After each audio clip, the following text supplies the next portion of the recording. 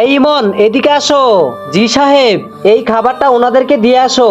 এই নেন সাহেব আপনাদের খাবার। আরে এইগুলা কি? এইগুলা আমি খাই না।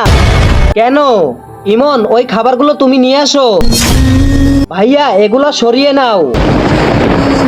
চল, আমি এর থেকে তোকে ভালো খাবার খাওয়াবো।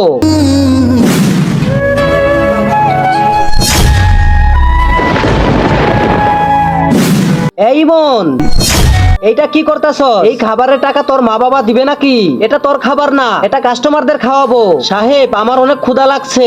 তোর ক্ষুধা লাগলে আমি কি করব? আজ তুই কোনো পারিশ্রমিকও পাবি না, আর খাবারও পাবি না।